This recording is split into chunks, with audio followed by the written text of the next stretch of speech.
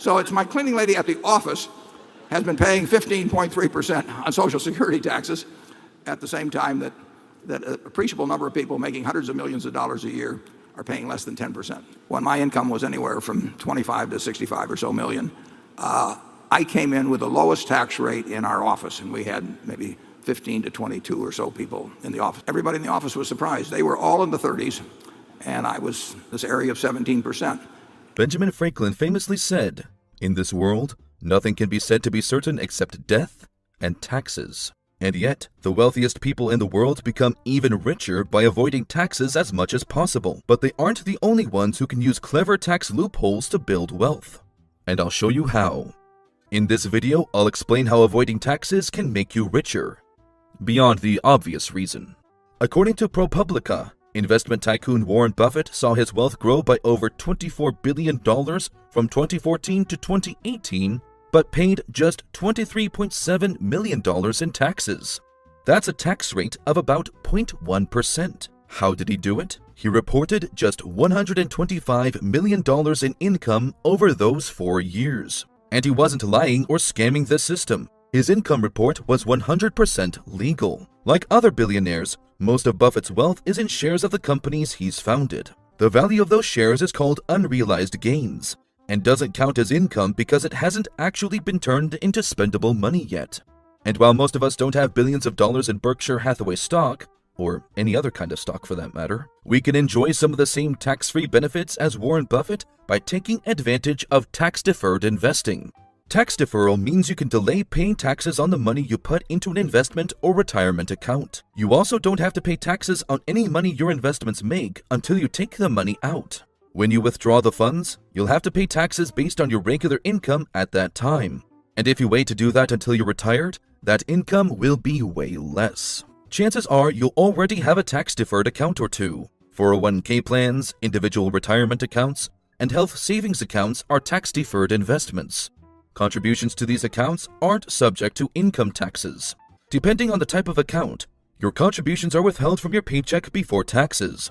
Or you can deduct your contributions when you file your income tax return. So when tax season comes around, those contributions reduce your taxable income, meaning you pay less. For example, if your actual income was $100,000, but you made $30,000 in contributions to tax-deferred accounts, your reported income would be just $70,000.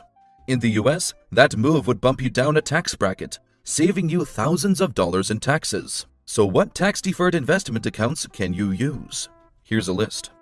Employer-sponsored retirement plans allow you to defer up to $22,500 of your income and often offer matching contributions. 401k plan, 403b plan, and 457b plan. Traditional IRA, an account you open directly with a brokerage firm. You can use an IRA to invest in nearly anything, even crypto. Health savings accounts.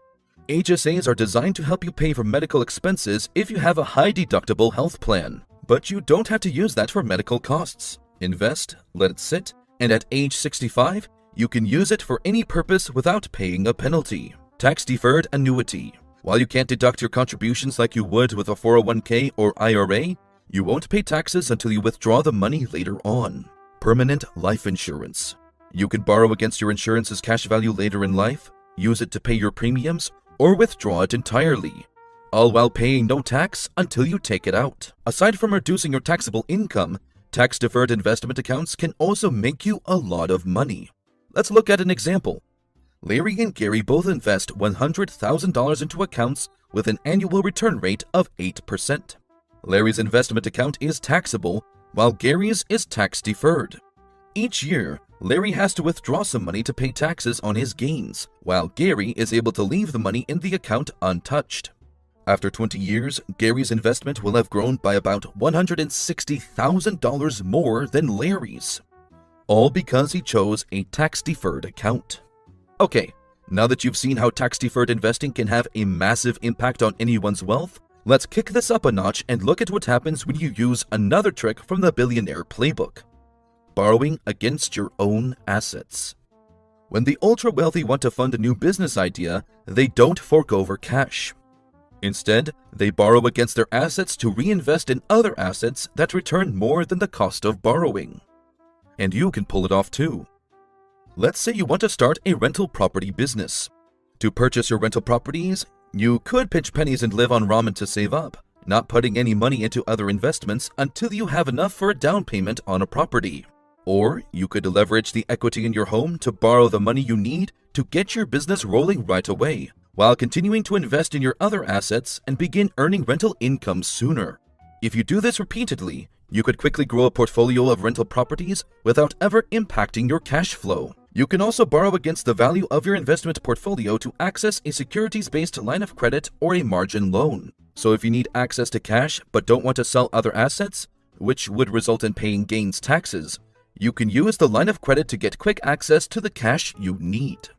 Everyone can take advantage of tax deferrals to increase their personal wealth. But suppose you want to really play the game like a billionaire.